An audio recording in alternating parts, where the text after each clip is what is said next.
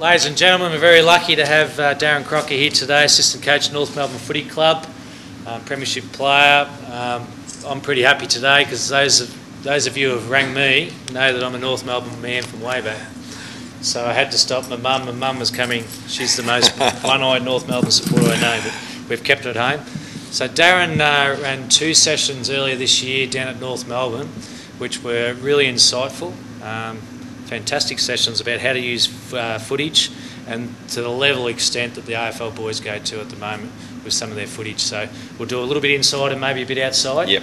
So I'll throw over to Darren and take him through. Problem. Can we make him feel welcome, please? Just out of interest, anyone in the room that came down to those sessions? Yeah, beautiful. Okay, no problems. So a little bit of a brief for me today was to help you guys, or let you know how we go about designing sessions for pre-season. So basically to start with, I'll give you a bit of an insight into what's happened with us as coaches since our season finished.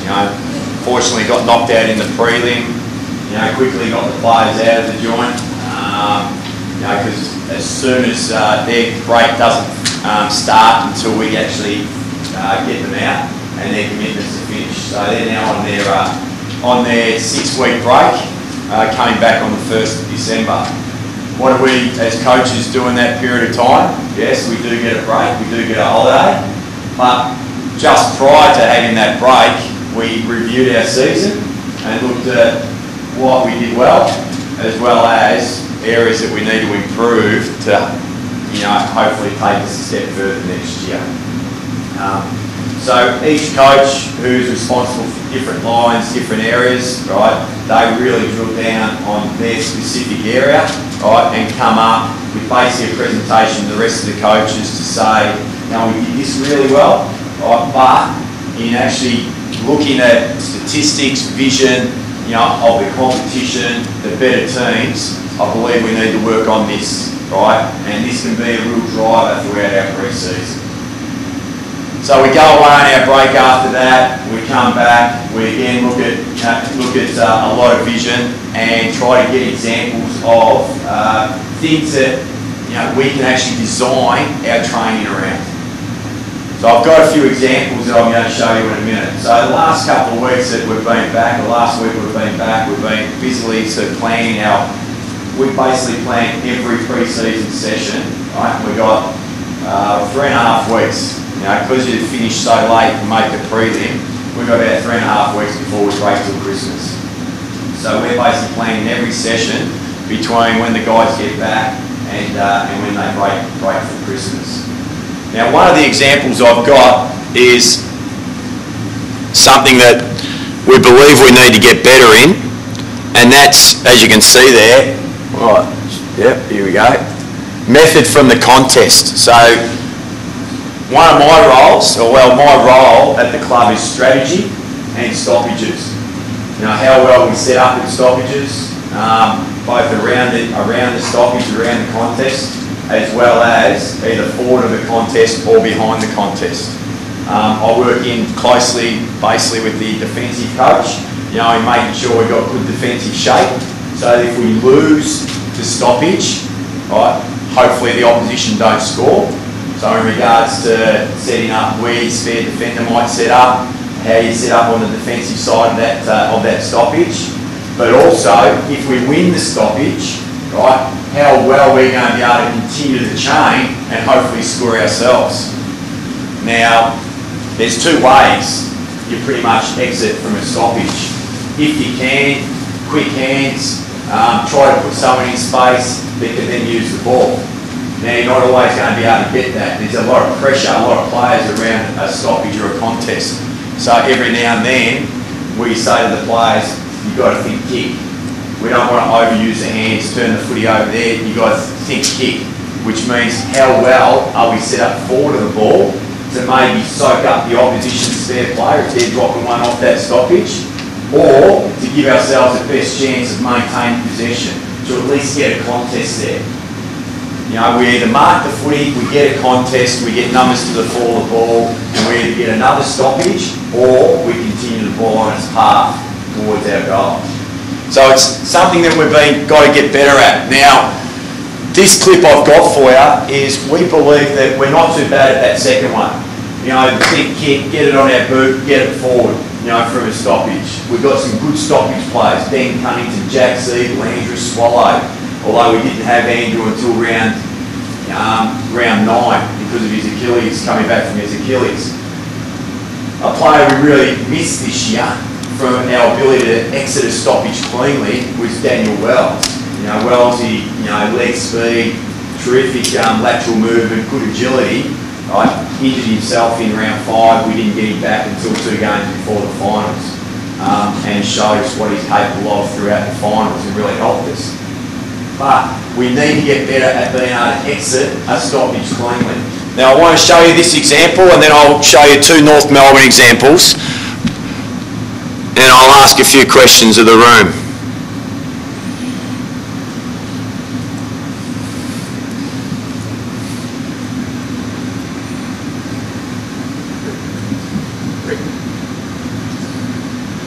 Lost the audio. Turn the lights down. Oh, we don't need the audio. Yeah. I think I lost this too.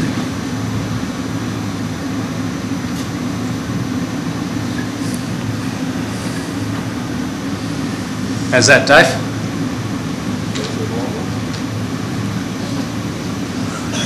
Okay, we'll have a look at it again.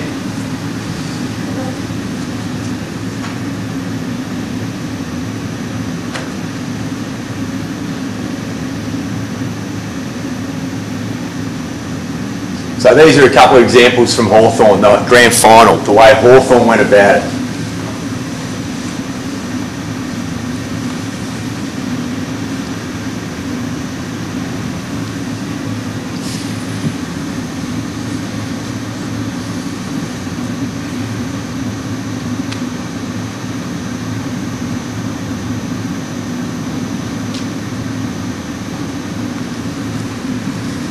Did anyone notice the way that Hawthorn took the white ball away from a contest?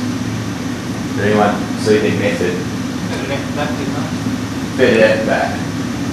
Fed it out the back. And if you go back and watch the grand final over, right, and we have obviously the luxury of being able to watch it from behind the goals, from both ends. Their ability in close, right, and to basically feed the ball out the back, but firstly to be able to feed the ball out the back, you've got to have the setup to accommodate that. They were absolutely clinical in the way that they structured up back just behind the contest so that the guys that had their head over the footy trying to win the football, they knew that, dang, if I win the footy, we're going to be set up so well out the back to just be able to use the hands, put players in space. The pressure will come from Sydney, but if they're not quite there, the next player will get used. And then, from there, their ability to spread and fan from the contest, right, sideways or forward, right, really caught Sydney out. So we'll just go back now that that was highlighted, and have a look at it again.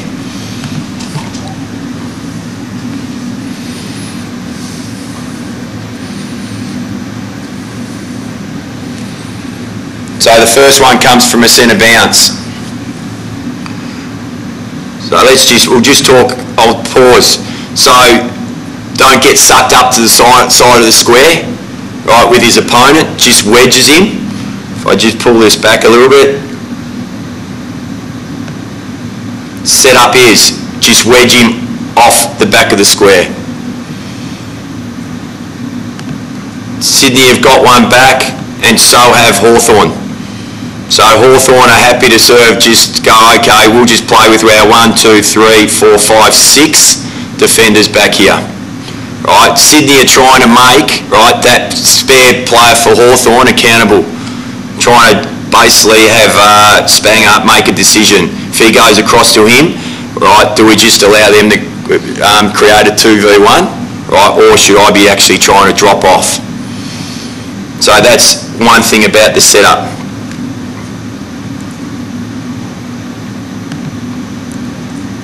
As you can see, as the player comes in off the back of the square here, he'd be coming in, this Sydney player, to try and pressure up the Hawthorn bloke comes with him to a point, right, and then, right, just drops off. Turn out, they just turn out. Through traffic, hit the short, and away they go. Hawthorn are extremely good at hitting the first one they see. Trying to put a player right in space and then bang, just hit that first one, and then they've got control of the football. They then feel, okay, we can now take as much time as we want, right? Or if the situation presents, we can go as quick as we want. But we have now got possession of the ball, and we've got possession of a football that we can either basically transition really quickly from that situation now, or depending on the opposition, and if they've got numbers back, we can just hold on to it and just draw them out. Okay, ball up in the middle of the ground. Again, they've got the one back here, helping them defend against a Tippett, a Franklin, right? And then just have a look at the way they're set up. So this guy gets drawn up there, so he just holds his position. This guy just holds his position. Right, that setup off the back of the contest is super. They don't get sucked in. So you've got to think about, right, as coaches, you're inside and you're outside. You can't just be a team, right, where you go, come on boys, we've got to smack in, we've got to crack in, we've got to win the contested ball. Because if you have every player trying to win the contested ball, right, if you don't, you can get opened up unmercifully the other way. So when you're coaching, coach inside, right, and coach outside. Inside setup, outside structure. Hawthorn, really good here. Off the back, under pressure, they know those players are there, bang, quick give straight out the back. They knew he was there. Next player gets drawn up from Sydney, another one out the back. But then look at what happens. So as soon as that ball comes out the back the first time, other players are starting here, here, here, starting to just fan out, right, and spread from the contest, right, and give them an easy option.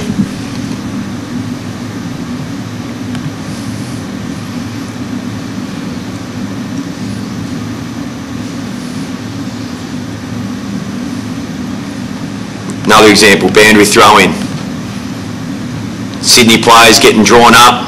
Sydney players getting drawn up. So the initial setup is, if we go back to the initial setup, Hawthorn are already setting up with players off the back. They're saying, well, we're not going to get drawn into the contest. There's one, there's another one. That's our outside structure. Right? He's sitting off him. Where's the most dangerous spot? Quick kick, the ball's probably going to go to around here somewhere.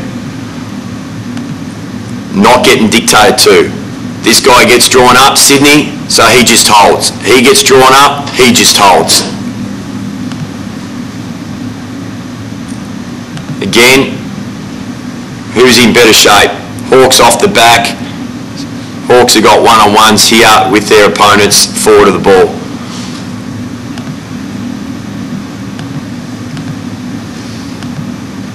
It's going to be far harder for Sydney to score from that than what it is going to be Hawthorn. So again, feed out, fan out, bring the ball back inside where they can. So they hit the short, but it was called play on. But they get a free kick. So that's Hawthorn. Let's have a look at a couple of North Melbourne examples.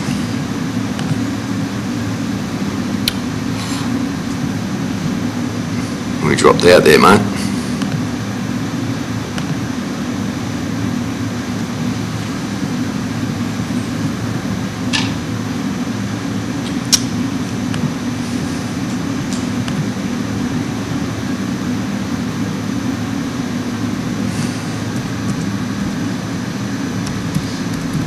Technology, eh?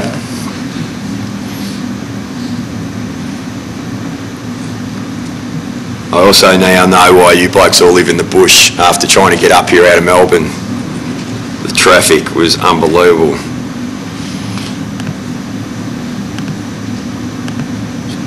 Fun runs.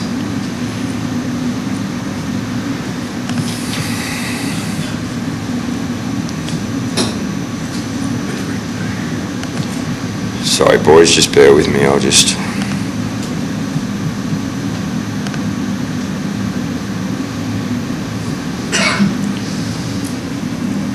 Where's that iPhone? Where's his iPhone gone? Where's Rick? Hey? Oh, he's taken off with his iPhone, hasn't he? That's why she's dropped out. I've lost my hotspot.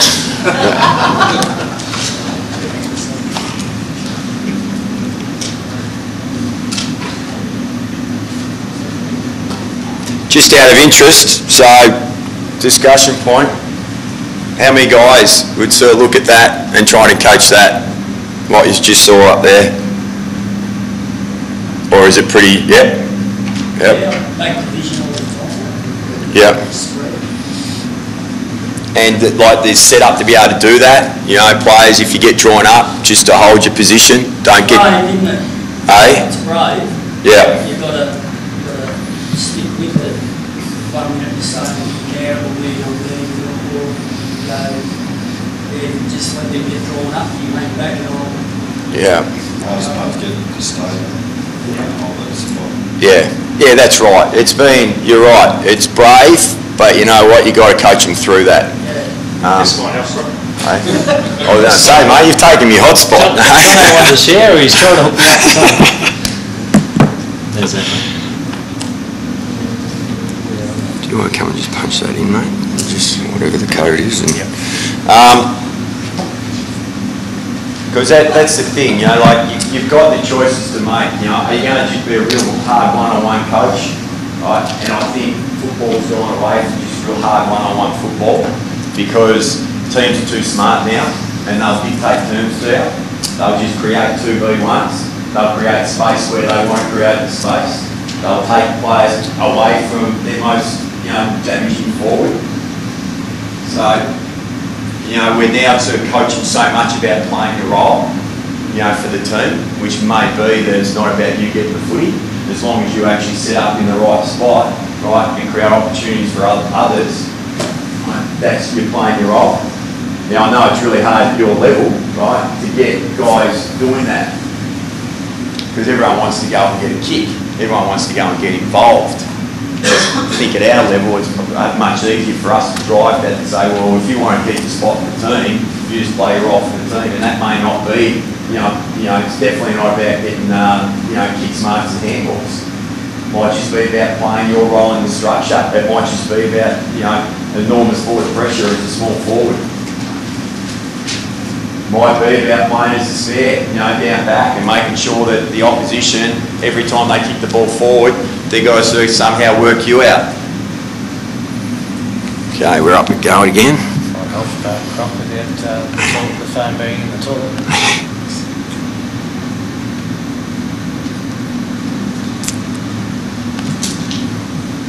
Whoa. I'll just go back here.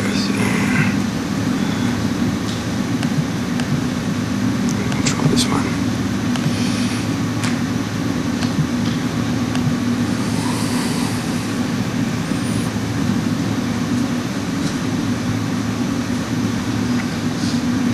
Okay, this is us against St Kilda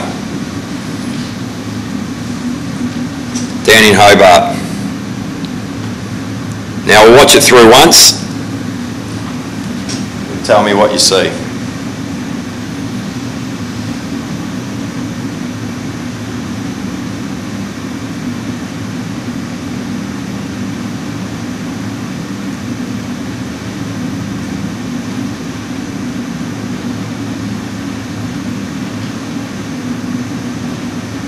You want to see it again?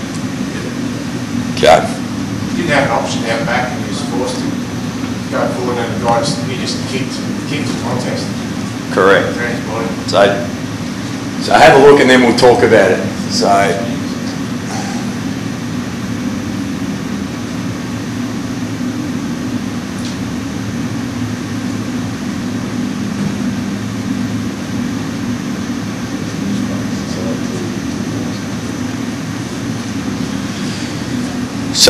what's wrong with this clip? Let's talk it through the different points. With boundary side. Yep. And defence. Why did he go boundary side? So let's talk about the initial setup. There's a loose player on the inside and he doesn't get across to help there. Yeah. So we've got two loose players off the back. One is Andrew Swallow, who's popped out probably as a midfielder into a defensive cover, like a wing type position. I reckon he's probably pushed maybe a Nick Dalsano inside to get him involved, right, and confuse the opposition. There's our spare over here. So as this play unfolds, even Andrew here is getting drawn out of that feedback position. So he's worked over to here. He should be back over here. He should be working back. We want him firstly in that position to be a defensive mechanism so that the opposition can't waltz straight through the front of the stoppage, because you will have teams that like to blitz the stoppage and run through the front. So firstly, he's left his post, which should be in around here for that defensive mechanism. But secondly, he should be in a position as an offensive option to be able to feed the ball back to. So he's got drawn away. He hasn't played his role well around this stoppage. Then we've got this player here, our spare, who is also too high, too corridor, and is not giving another option. Andrew really should be back here. This player should be here, right? Getting the St Kilda guy to draw him up there, and then we might even be able to get a drop off back in front of Nick Riewoldt. But we're not going to get a drop off back in front of Nick Riewoldt, especially also when, see this player here? The St Kilda bloke's just coming up to do what? He's coming up to the loose player, right? Basically, and he's hoping his opponent will come with him, because in the perfect scenario, he creates a 2v1. This bloke, if he's set up in the wrong position initially, and his opponent this bloke comes up to him, he should then be working across to provide that defensive cover, to provide that feedback option. But he's getting drawn up, so we've got nothing. Like, look at this. Look at that compared to the Hawthorn examples I showed. Hawthorn would have 2 and 3 blokes sitting off the back, waiting to get used, and then all the guys in around this contest would then be fanning out and going forward, sideways and forward. But Andrew's receiving the ball running the wrong way because he got drawn too corridor in the first place. He should be sitting here, and as we're coming out the back, should be shaping back inside. You want to try and shape back through the corridor, you know, when you're exiting from a stoppage, right? Like what the Hawks did really well. We just get closed in. We end up going to the boundary. The pressure comes on, right, and the quick kick goes basically straight to where St Kilda wanted to go, straight to their spare. The perfect scenario, that ball should have been coming back through the inside, right, and bypassing this bloke.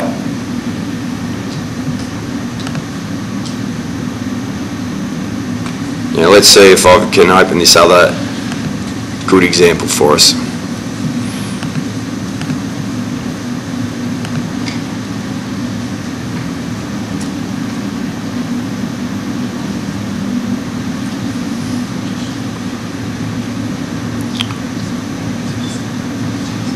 For some reason it's having trouble.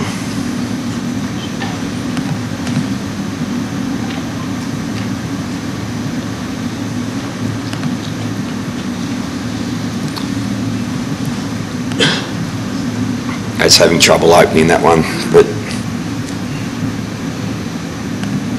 so there's some examples of basically what we do. So we've pulled off. I can't show you, unfortunately, the positive one. It won't. Something's happening to it, but we've put off an example of where we do it well. We've put off an example of where we don't do it so well. We've put off an example of the premiership team and how they do it and how they set up. So we've got now enough information for us to then design, right, certain elements of our pre-season training. Our method from a contest. So we call it our method from a contest. How are we going to coach that? How are we going to train that? So that now drives some of our training sessions. So the first week that we get back, we've got a session organised that's going to try to address that. Now, the important thing when you're designing pre-season training sessions is that you don't overload them, right, with too many different things, right, in 1 week, in 2 weeks, right, don't chop and change. Try to come up with a theme, right, and coach that theme hard. Coach it strongly, coach it hard, right, and then, right, you might go across to another theme. I've seen a lot of coaches that, we've got to work on, our inside forward 50 entries, so we're going to do that this session. We've got to work on our method from a stoppage, so the next session we're going to do that. Well, they might even do a bit of that in the same session. Right? We're now, we've got to work on how we bring the ball out of our back line. Shit, we can't forget that. So we're going to coach that, on Thursday night, right? You get caught up and basically blokes get too confused, right? Train it hard. Because the other areas, they'll be getting some practice with that anyway.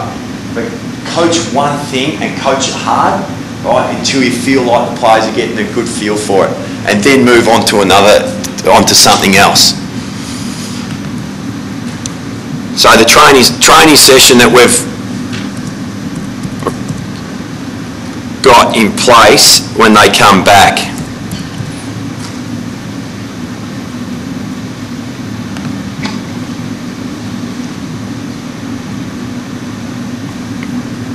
Yeah, I'll bring this up so you guys can actually read how we go about it.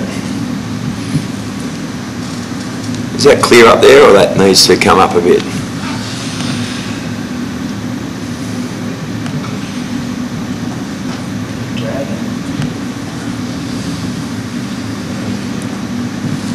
Can you read that?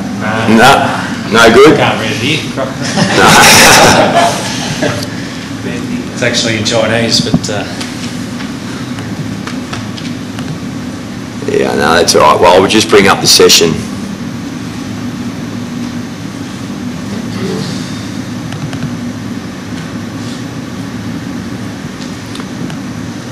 Now, anyone that's been to my sessions too, like before, like, I'm happy for this to go anywhere. I'm happy for you asking me questions about anything as we go along.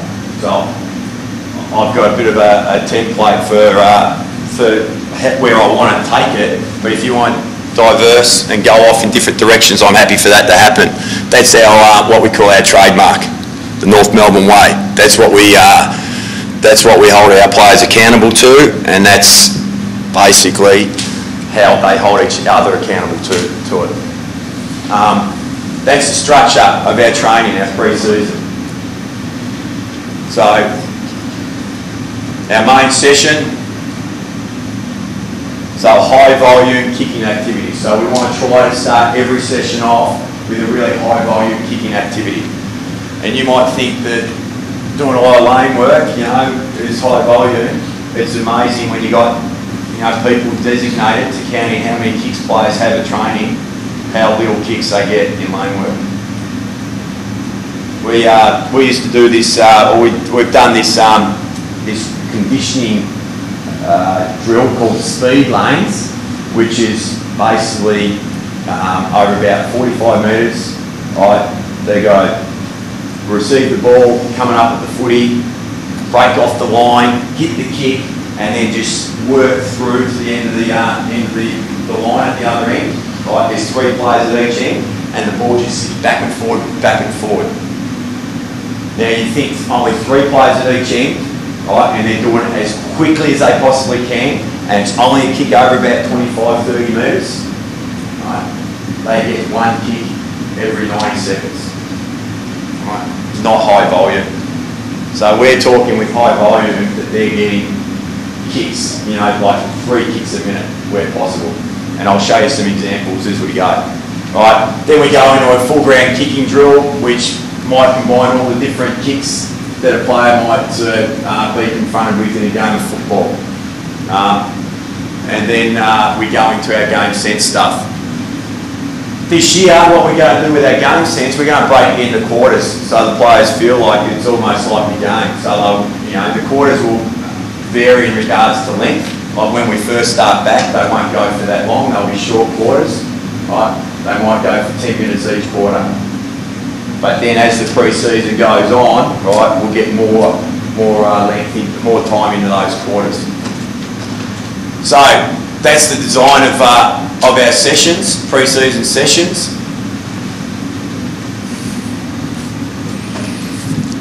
So this is our first session when we get back.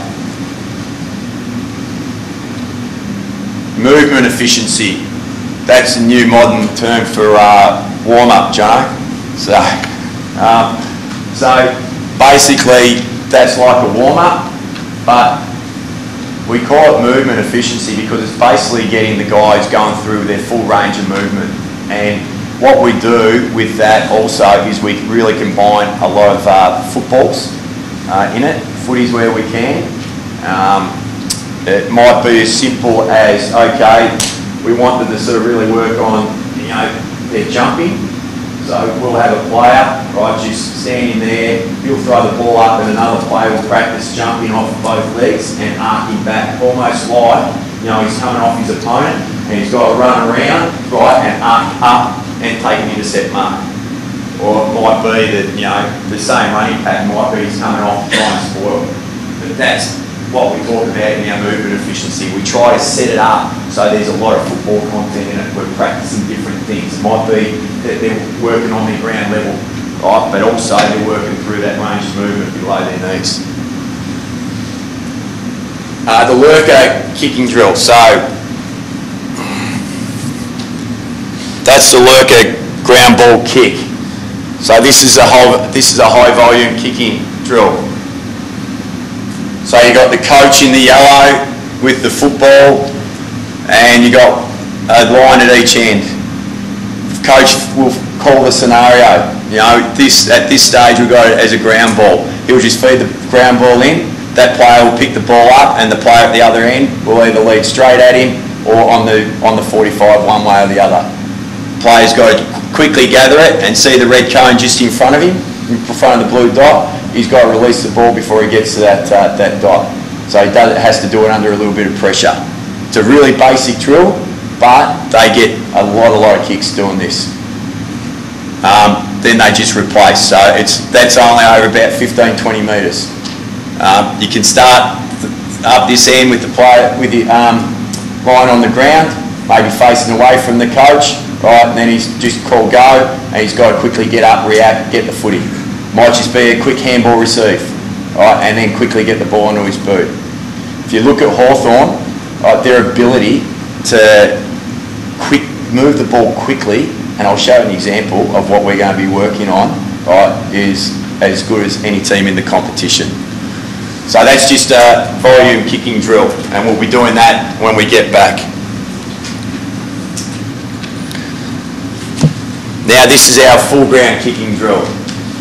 And I'll walk you through some of these drills when we go out on the park. So the way we've set this up now, it looks like really complicated, right? But I'll talk you through it as best I can, right? And as I said, we'll try to set it up out there. But to the right side of the ground, as you guys are looking at it, that's fast play. We're going, we're rolling, we're moving the ball on as quickly as we possibly can. That's when we get the ball, we turn the footy over, and we want to go quick. Up the left side of the field, now we're working on held up. We don't want to go quick, or the opposition has defended us really well. So we don't want to turn the ball over. We're going to just control the footy. We're going to play a little bit of tempo up, coming back up the other way. So if I can, can you guys see that arrow okay? Alright, so number 1, he just kicks to 2, who gets manned up. Any play on situation, if we're going to try and play the ball on quickly, we're trying to create the overlap. We want to create the overlap and then we want to maintain the overlap. You hear that a lot in football terms these days. So when that first kick comes, number 3 breaks across so that he can create the overlap, create a 2v1, and he gets a handball receive right on the 45. This player then is like a midfielder working back and breaking out into space. This guy can either use him or he can pull the trigger back inside. Again, trying to create a 2v1. Then you've got a forward who's resetting back, coming back up at the kicker. When he gets the ball here, we've got a guy who's getting defended and we're going to just kick the ball to the fat side tip of the goal square. So that's moving the ball quickly. We're flowing the ball. Down this side, right, basically we just get a switch kick to here. He gets held up, right, hits the one back on the 45, right, again midfielder working out, gets the ball, gets held up by an opposition player, right, another forward who's worked back, leads up, and another forward working up, back and leading up. You'll see that last kick. When we're flowing the ball, we're happy to kick the ball to here, right, and a more attacking kick to the fat side of the tip of the goal square. When we're going slow, right, what do you think would be forward of the ball, right, for our bloke outside forward 50? If we've been held up a lot. Yeah, but what do you reckon he's going to be confronted with from the opposition? Defenders everywhere. So we've been... Geez, you could have pumped the feet up. Bit flat, right? Yeah. So we've been held up, we've controlled the football, maintained possession, and all of a sudden I've got to just outside 50, can't reach the goal, right, because it's been so slow. You're right, the opposition are going to be able to get numbers back. So for us in that situation, we don't want to kick it here to where all their numbers are. Right, we're going to try to kick it when he's got the ball here, going to take a more safe option, right, and kick it between his teammate and the boundary, because less likely that the ball is going to get turned over and rebounded quickly to the other end of the ground, and it gives us a greater chance of either taking a mark, Drew Petrie coming up and taking a mark, right, and if he doesn't take a mark, we know where it's going and we can get a crumb or another stoppage, right, and we can set up from there. Then also we can set up well behind the football, get our defensive shape right, have our defenders basically getting organised, right, because we know we've got a stoppage in our forward pocket. So then the defenders are all getting organised, you push over there, you get here, I'm central, and it's going to be really hard for the opposition to score from that. Okay, next drill, game sense.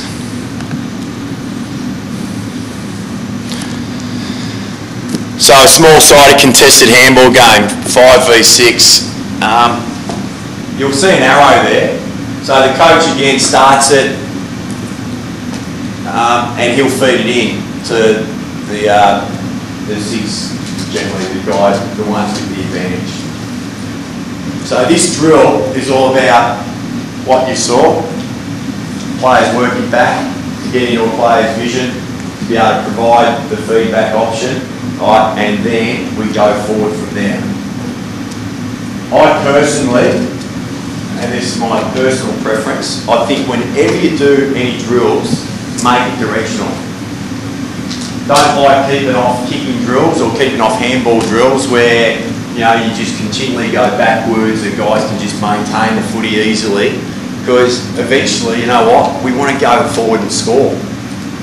So why would you just have a drill where you get forced backwards further and further, and that's the easy option, and then the next bloke's an easy option.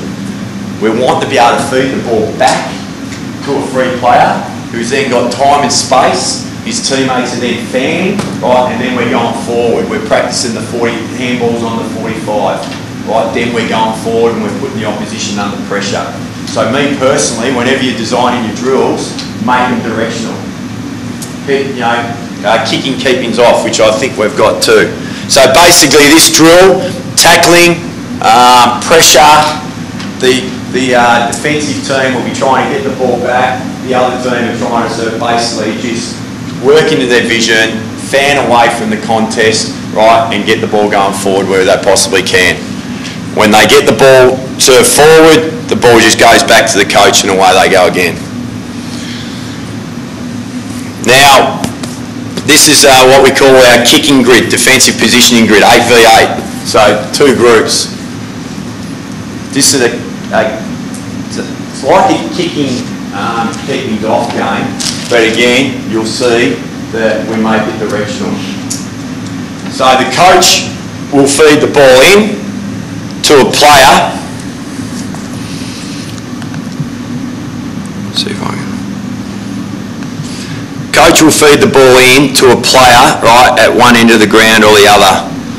They're then just got to try to maintain possession in that confined space, right, and work the ball through to the other end of the ground. Try to get a mark up the other end of the ground. What we're working on with the offensive team is that they pull the trigger on the kick when it presents. Don't be afraid to take a calculated risk with your kick.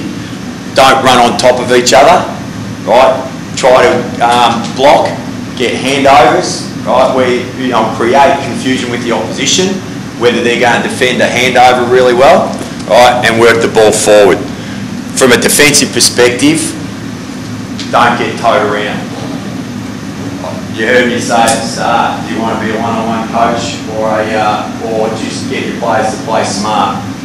This really, really teaches the defensive team, when you get the crossover of 2 offensive players, right, that you don't just get towed around with them. I've just got my head and I'm just going with my bloke, right, and then all of a sudden they can create space and they can create blocks. Teaches them to swivel their head, teaches them to have their eyes up, right? Oh shit, no, you've got him, I've got him. And you just take the dangerous space. We talk about it's one-on-one with the lag, right? So it's one-on-one, but there's a slight lag, right? So you're close enough they kick it to your opponent, and you can close him down, but we don't get towed around by them. That if it's necessary to get a handover, you actually hand over to your teammate, and then you take the most dangerous. Right? So that gets taught from a defensive perspective in this. Ask any questions as I'm going.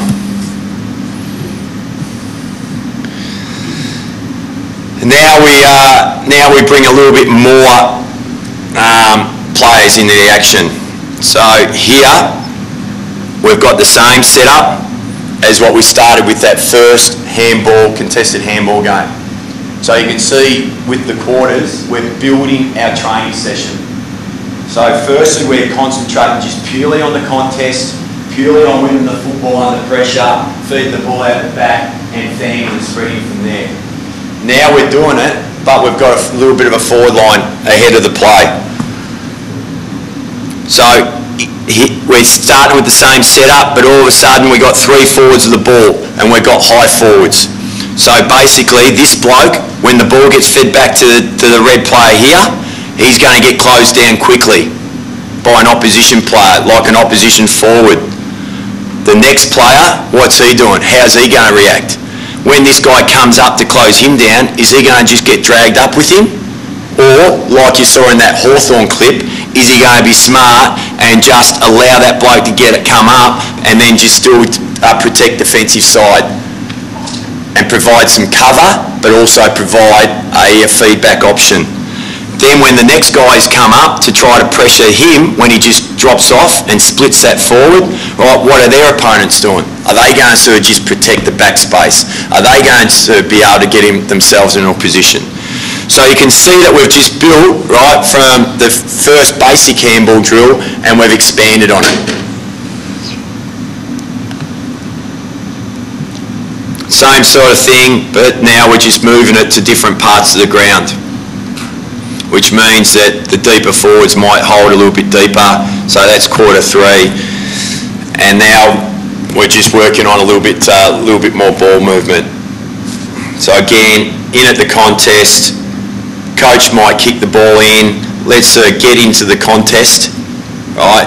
Again, how are we going to adjust? How are we going to protect the defensive side of the contest? How are we going to win the footy at the contest? Is our inside and outside structure in place to be able to give our guys inside the confidence to go and put their head over the footy and win it? Right? Knowing that we've got the outside set up, so that if they don't win it, the opposition going to be under enormous pressure to quick kick it. So that's it. Now this, just so you know, how many guys have Apple Macs at home or anything? Like this is a program called Keynote, and we do a lot of our stuff off Keynote.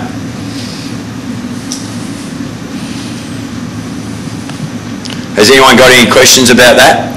About the designer training? Yep. You start all those with sort of token pressure and build it up so that they can see the pattern first, and then with that pressure we can start the pressure. Yeah. We don't like to use the term total pressure because we want to go flat out. The way that we determine how much pressure is on the ball carrier is by the amount of numbers that you use. So even if I go back to the first one where I think it's only an out number, that one there, it's only an out number of 1. What you might do if you want us to see the offensive team have a lot more success and see it unfold really well, just put less defensive numbers in. But yeah, I reckon it's really hard to have a tackle player, right, this time I just want you to go half-hearted, right, with your defensive pressure, but you know, next time I want you to go flat chat. We prefer to just teach them, right, full intensity all the time, but have the amount of pressure, right, determined by how many numbers you have. Croc, have you changed your philosophy a bit from stoppages? It sounds like you're going to feed back a fair bit now. Is that because Hawthorn was successful in doing it? No. It's something that we've always tried to do. As I said at the start, we basically coach the 2 methods. We coach the quick kick, you know, from a stoppage, or we've also coached the feedback. What we haven't been great at is, right, being able to get organised and set up, right, as other teams. And we believe that we can coach and get better in that regard. There will be still no doubt that under enormous pressure, rather than try to invent something out the back or always looking for the handball option, there will be times when we're just quick kicking it. Now, you know, I always say to a player, I can't tell you which option to take. All we can do is throw those scenarios at you, right, and teach you to hopefully make take the correct option more often than not.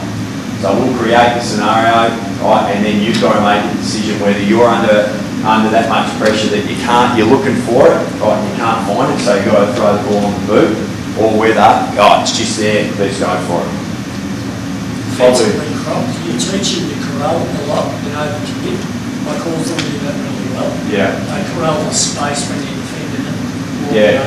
I reckon on the outside of the contest, it's almost like a corral, right? But if the first player, right, get up in his face and put him under pressure and make him make a decision.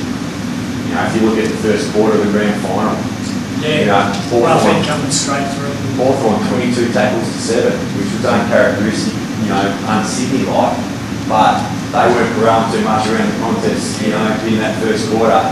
They were up at them, they were up in their face, they were tackling, they were pressuring, they were creating turnovers. Right, so it's another one, yeah, outside, yeah, don't get drawn in. You know, we talk a lot about if you are on the outside of the contest and you you've got to make a decision whether that player's going to come out. If you make that decision to leave, so let's say I've just, you come here, Rick. Let's say I'm playing as a winger and I'm on Rick, right, and I've got him covered, right. We talk about 1 metre, 1 step, right in front all the time. So I've got him covered. I'm looking at what's happening inside that contest. Now, if I feel the ball's going to come out and come out my way, I want to be 100% sure that I can join in and impact. And when I say join in and impact, I join in and tackle, or I join in and win the football. But as soon as I leave my post, right, and go, if I don't impact and he gets the one over the top, we are exposed on the outside. So that's, again, something that we practice and we coach really strongly. You know, again, what's happening on the inside, and then the protection of the outside. Any other questions? Talk about not being able to tell them what to do, but just practicing exams from a junior perspective. Yeah. Yeah. Sometimes it's just worth telling them, pick it up off the ground, it's got to be connected. Yeah. Because the junior kid will pick it off the ground like hack forward at every stage. Yeah. That's what teach them to bring others into the game. Yeah, there's no doubt. There's no doubt. You know, I've got, you know, sort of, you know, the sessions I've run before, I always tell the guys, you know, like I'm open for any questions about junior footy too, because I've got a 14-year-old son who likes to get a little, don't coach them, but you know, I'm an assistant coach, you know, so I'm the perennial assistant coach, caretaker coach. But same thing, you know, like you do have to tell them, you know, how to go about things, but also don't be afraid to set up drills where they've got to make decisions, you know, like game sense.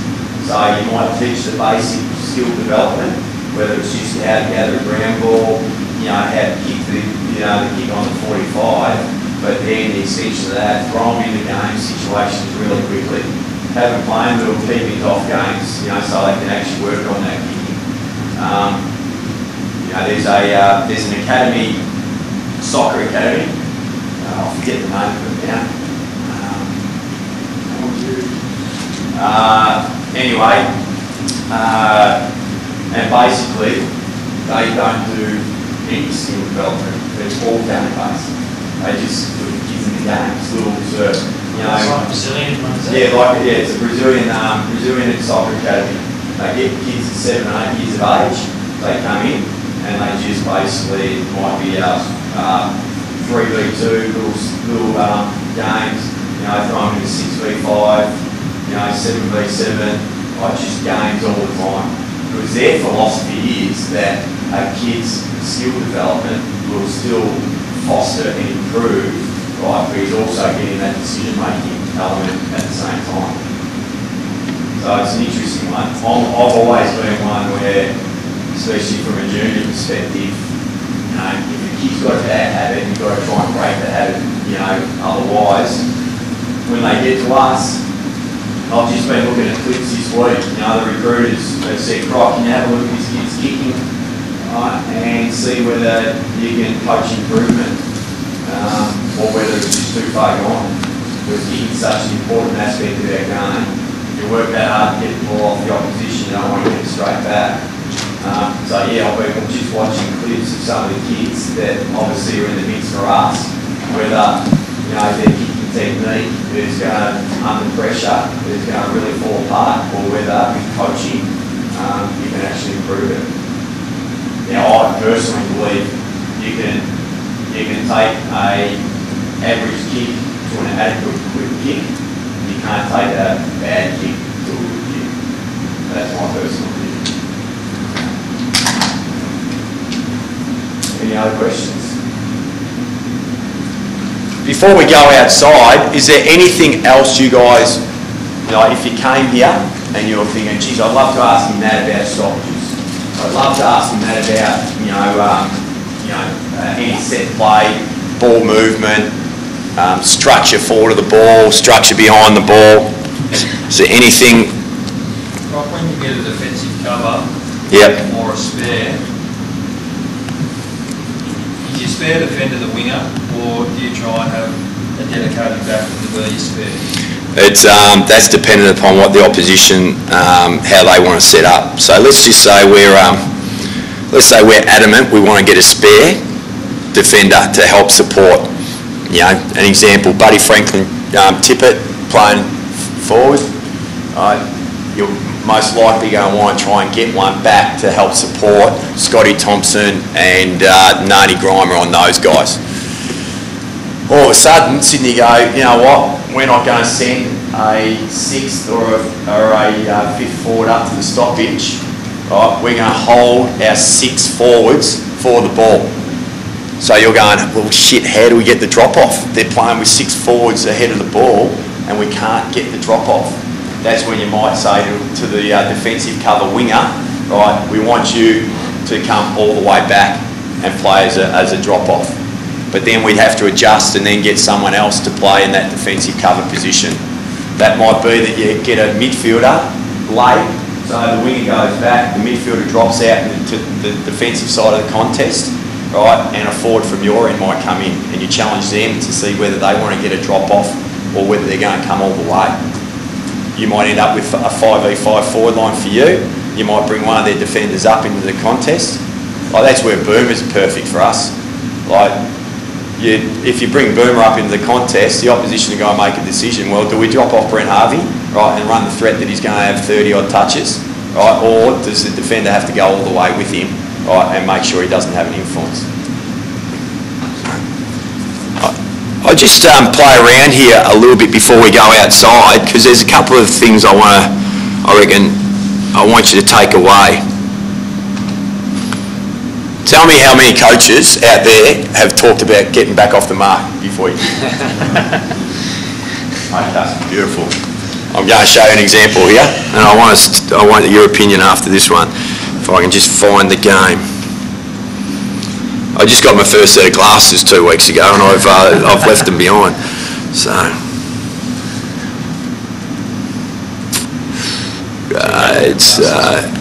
hey?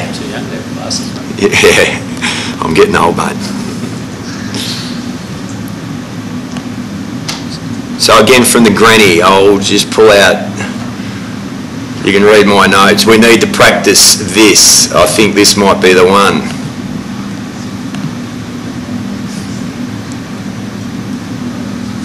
Yep, this is the one. Okay. Tell me if Sam Mitchell gets back off the mark here.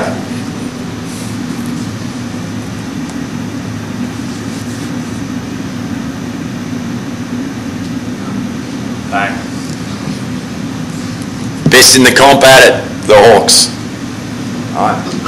So what I would challenge you there is, no doubt, there's a time when you've got to get back off the mark. Right? But that is going to be determined.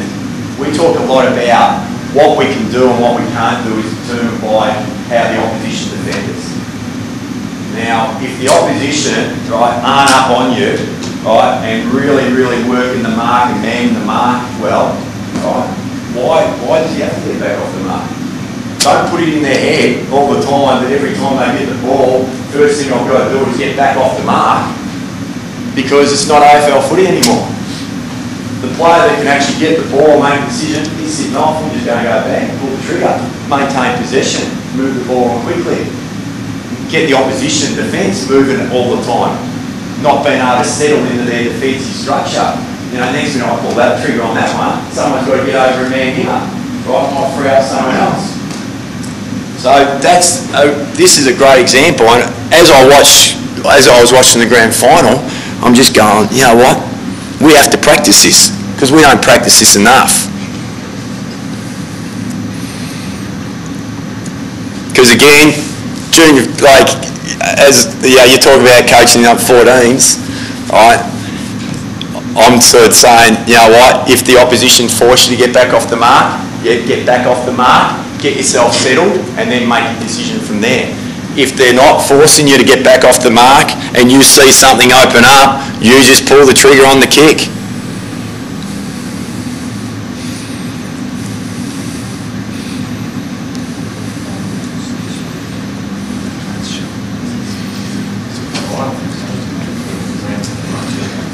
asked the bloke, I said, what do you reckon about that one, mate? I'll just go through some of my other. These are some of the clips I've got from the grand final. They've just been interesting as I watched the granny and things I picked up. So you would have seen, I'll put my notes up there so you can see my notes. So I think you can see it down the bottom there. Hold the zone after the first kick. So they get up hard, right, on that first kick. So see how they sit back. He's up here with a few opponents. Bang, get up hard, man the mark. Who coaches junior footy? How many of you actually really practice man the mark with your kids? Good, right? Crucial. Get up, close them down. Right? Don't be lazy. Don't just sit off. Right? Get them up and make them actually have to get back off the mark. Don't let them be able to play on easily. Right? It's a really undervalued thing, and I don't know how many guys actually coach it from a junior level. But it's a really simple thing that we should be able to coach and instruct and get them to understand. Right? And yet again, you can set up with every kicking drill you do. You should be setting it up that we're also practice man in the mark, so that with the kick, right, you're putting the kicker under pressure. Right? You don't want the kickers to just be not under pressure. So with a lot of the drills, set it up so the 2 points you're coaching is pull the trigger on the kick, right? Make the decision whether you got to get back off the mark. But from a defensive perspective, right, coach, get up in his face, right, man the mark aggressively, man the mark corridor side, so that if that wall's the boundary, right, I'm not just going to sort of come up and man the mark this side, right, I'm coming up, bang, I'm up in his face and I'm sort of trying to block off the kick on the 45, block the kick back into the corridor. Right? If he wants to switch, I can at least try to get across, right, and force him to a little bit more backwards with his switch kick. This one here, as you watch this, right, for any of the one-on-one coaches in the room, how one-on-one do you reckon Hawthorn are?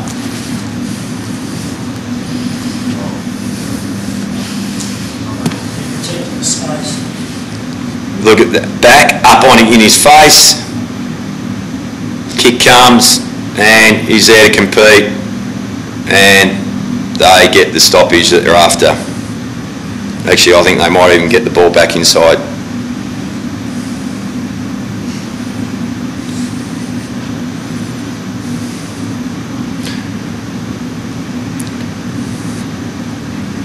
Now some teams, not all teams, but some teams would say, okay, after that first kick, we want to be one-on-one. We want to man up, we want to get on them. Right? Not Hawthorn. They just have a look here. Bloke coming forward, he's probably, if he wants to use that little one, I might be close enough. He just holds the position here. He's there to take away the 45. Right, close enough. If he tries to kick it to him, I can either get up and close him down. They're basically almost saying to Sydney, right, you know what, if you want to have a kick, you can kick it to him, right, but we're going to close him down. And see these blokes, they're all playing outside. So when we do switch the ball, right, where's the next kick going to go? And you know what, if we do force him to kick it down the line, we've got 1+1 down there, so we're outnumber them with the kick down the line.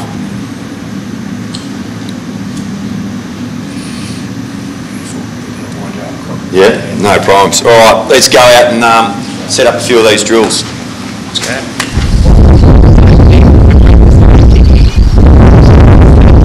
Middle hit-up kick. Not so much the Mitchell kick, but you know the one that went to Mitchell when he let up?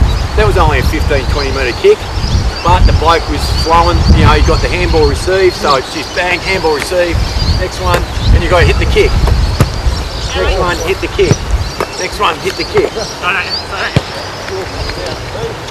And by the time that you get through, the other guy should be at the other end, and you've got the drill going. Any questions on that? Probably run that one for about 5 to 6. Yeah. by that stage they've had plenty of kicks. Now, for us, you can see we do it at the start of the training session.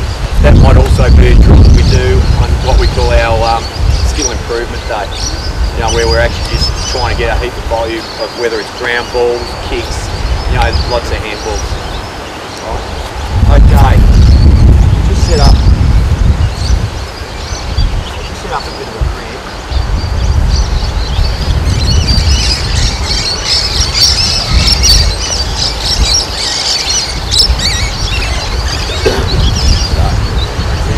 I just want to talk about the that defensive, what we call the defensive positioning grid.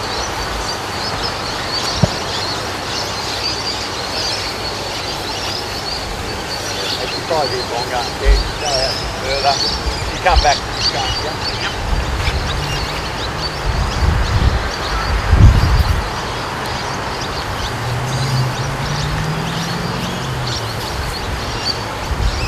Can I just have a few players to... Actually, have we got any bibs? Have you got any bibs, Rick?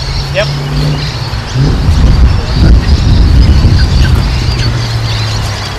Right. Can I just have... actually, just one of you come here. Right, so let's say you've got the ball. So you're held up. Let's just have one stand on his mark. Now, the fence is the boundary line. Right, so, yep, beautiful. A little bit corridor. So he's up, taking away what we would call the short 45. I'm defending here. Now, once upon a time, right, we'd always just give him the boundary to lead into. Right, that would be, like, I'd always play inside. And you know what? That becomes a really easy kick for him. Now teams are going, you know what, you're not getting that kick. Right, so quite often you'll find a defender standing out here, right, almost challenging, right, you to kick it over his fingertips back inside. Now, you just come out here. Yeah. If you set up the way that Hawthorn was setting up, I take up this position, right. He's taken away what we call the short or long 45, right? If he goes for that kick, so kick one up, right, he goes back, that bloke should just be coming off, right, and just smashing him. Right, so you're trying to cover, you're trying to take away the easy options for the opposition. I reckon there was a stage where you'd say, oh look, if they're going to get a kick, you know, give them that one there, or give them that one here. Teams are so good at our level now that they'll just take that one and maintain possession of the football. Two really strong statistics that have gone through the roof at our level has been time in possession, right, and uncontested marks. Once upon a time, if you won the contested ball, right, you'd win the game of football. Now you've got to win the contested ball, which is still crucial, but you've got to win the uncontested. Bulldogs, and this is no disrespect to Brendan McCartney, coach contested footy really, really hard. They actually have been very good at contested footy over the last few years. They've smashed in, they've won the footy, Liberatore, you know, bringing Mitch Wallace in, Griffin, these sort of blokes. But you know what? They haven't been able to get the ball on the outside. They haven't been, when they've won it, they haven't been able to maintain it. So they're the two things that have really, really gone up in football. Is basically being able to obviously still win possession, but time in possession and uncontested. So now what we're saying, from a defensive perspective, we're going to take away your uncontested stuff. We're not going to give you little cheap little ones that you can just hold on to the football. So with the, so can we just have a few blokes whack on a few bibs here? Come boys, any guys? Don't. Good for you. Leno. I've got the half panels inside, mate. And then just pair up. Someone go and pair up with them. Let's go, boys. Come on, Neville. You've been waiting all morning for this. You bet not. Sweet. Come on, Aussie. You love this stuff. You love this stuff, Aussie. Okay, in pairs, just really spread out. In this ring. Who hasn't got a partner, boys? There you go. Hey, you boys, why don't you take off your bib, bud? How does? See you, mate. Okay. Take the bibs off. You need to play with the bib boys. It's not that hard. Okay, to make The it. bib, fellas. See how it works. Yeah, bib. A bib on a non-bib. See how it works. It's not normally how it works. What are you laughing at, Dave? So the way we set this up is, again, It's usually me, Joe. I'm manic about making it directional. So it's in a reduced size. We do this in a bigger area, but actually, you guys just jump out. There's probably too many numbers. I want less numbers. So the bibs are going to take it that way through the grid. The non-bibs are going to bring it this way. So spread out. We're going to start in the middle as a coach. Whoever I give it to, right, you guys are going to try and maintain possession of the ball. There you go, your ball. It's held up. No, it's a kicking drill. Right, so go. Kicking drill. Work, there it is. Nice move, Yeah, good. Get back.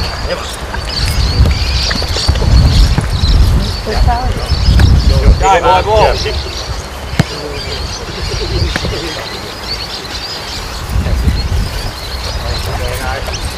Here we go, your ball, it's your ball. Right, man the mark, corridor side.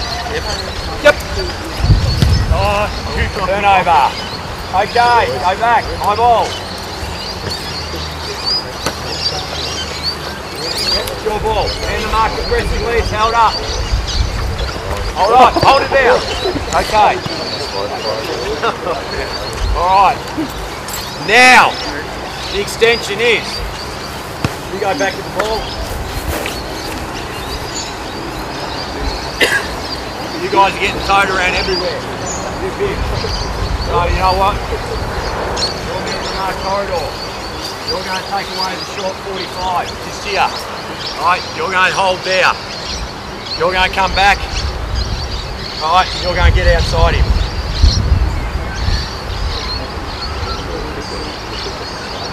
Or you just flip to the other side. So you're playing, you're playing up there, taking away that.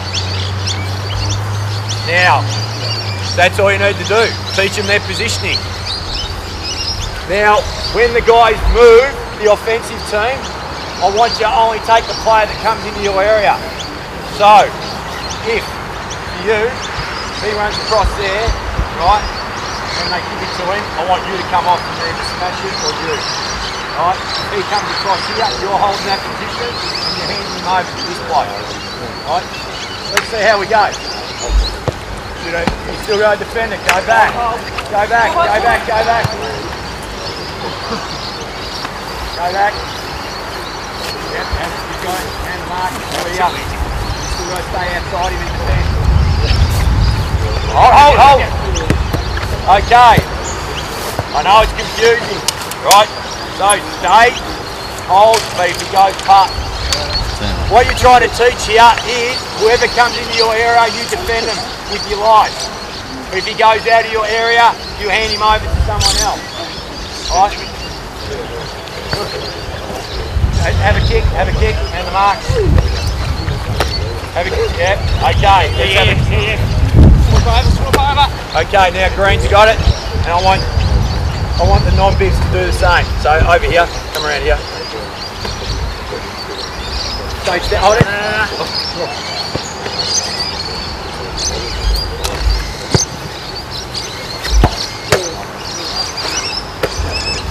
Hold it. Yep, so Yep. Go back. Back a bit. Hold. Outside him. In front, outside, so you can't get Right, so 45, so this is what we call short 45. So if I've got the ball, you probably go back just a fraction. Short 45. Go to the other side. Yep, you're covering the long 45. Right, you're central, right, and you're outside. Now really, right, they shouldn't be able to get anything here, really. And if they communicate it, right, which comes from playing together a bit, right, then probably don't know each other that well. But it should be pretty hard. Then a move, defend. You went outside the grid, you cheated. Oh, sorry, I didn't see it. Go back, let's have another crack at it. I want you to take up those same positions. Yeah, yeah, yeah, beautiful. So bring it in.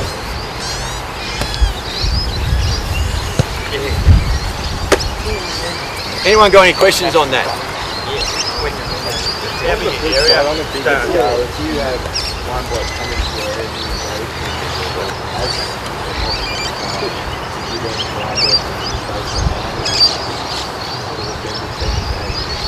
Oh, look, well, that's the thing, you know, like from an offensive perspective, that's what you're trying to do. If a team's trying to play the way that, you know, a defensive team playing then you want to try to engage a player and basically get them to sort of get drawn out of the space that you want to try to use.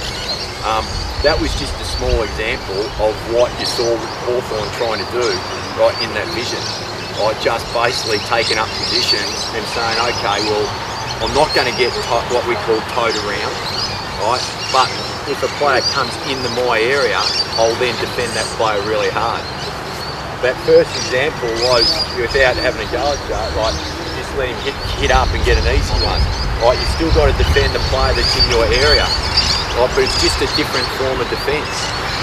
As I said, it's almost like a bit of a one-on-one with the lad. So I'm going one-on-one with him, right? But as soon as I feel like he's going into some, let's say come over here, so I might be defending him, right? Right, one-on-one, right? So if the ball gets kicked to him, I'm going there to defend it. But as soon as he goes one-on-one with the lag, yours, it's yours now, right? And I then just take the space. So it's one-on-one defending with a bit of a lag, right? Because you don't want to all your players just be zoning, right, and switching off and just saying, oh, I'm protecting space, right, and I don't really have to pick anyone up. That's not what we're about.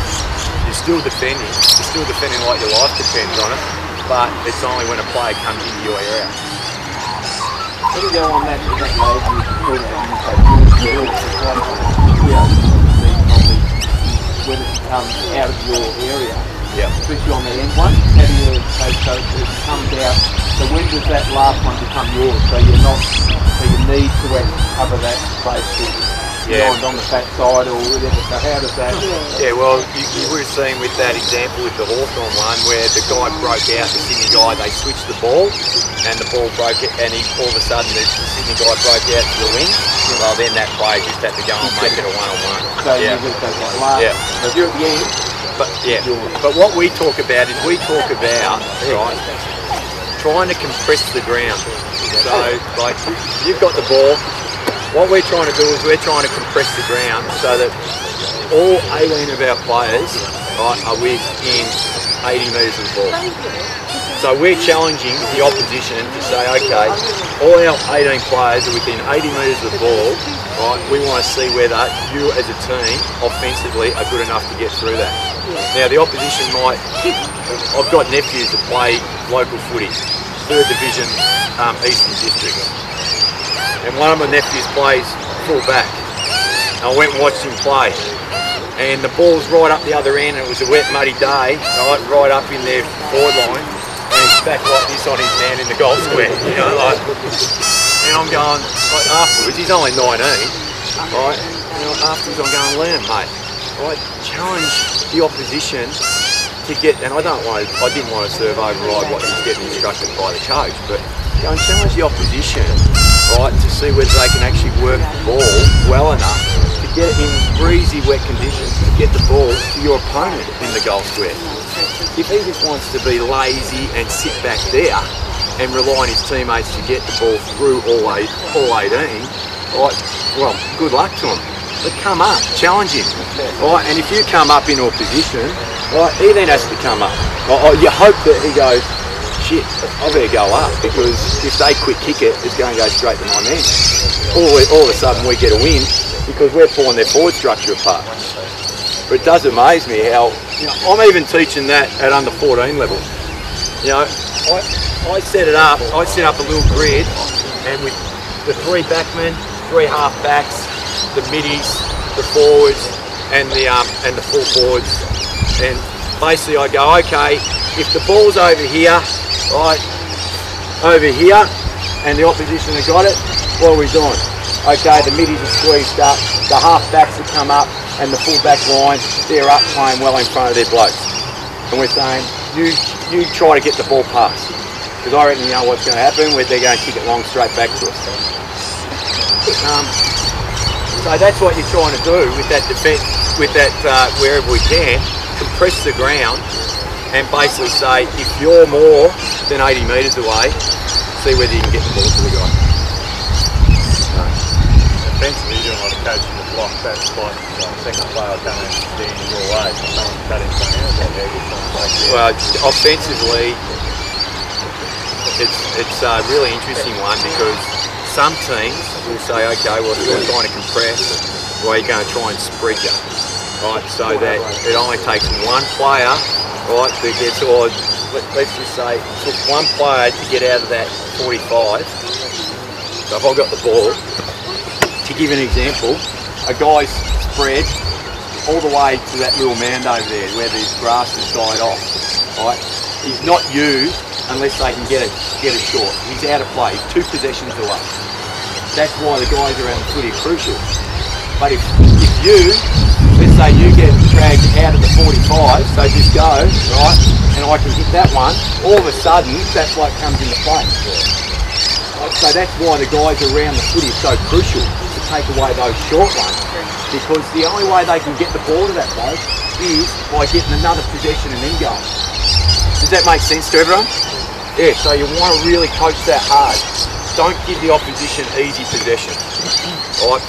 Teach the defenders to come up and play up out in front depending on where the ball is positioned. Right? Teach your forwards, don't be lazy and sit back in the goal square. When the opposition has the ball, right, we teach them. Let's say he's got the ball and I'm playing as a forward and they're going that way, right, so you're facing that way, your opposition. Right, as a forward, every one of our forwards should be up in line with that player, helping us defend and get the ball back. Which means if our forwards are there, our middies can go in there and defend like we need them to. Take away the short, 5, need to support the defenders to play out in front. Take away the kick down the line. Right? Don't have a forward that just sits back in the goal square. Right, and just let his opponent come up and get a easy little switch, right, and then we're out over the other side of the ground. Does everyone understand that? Yeah. How much time we got, mate? Going all right? No problem.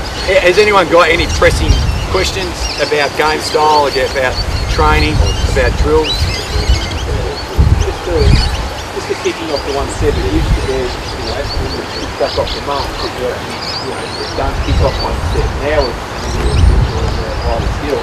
Actually get the ball and you're free, that real decision, you kick off 1 step. Yeah. But that used to be, don't kick off 1 step. No, no. Now it's actually get the ball, if they're off your mark, then you can get a kick and kick it off 1 step. So you've got to train it. You've got to train it to get off. Not over the man on the mark. Yeah, it's got to be on the 45. If the guy wasn't there, and you can turn around and just hit one forward, you can do that. Yeah. Again, set that up, just hands kicking, right, and just have a whistle, and basically they're not allowed to kick. As soon as the whistle gets kicked, bang, hit the kick.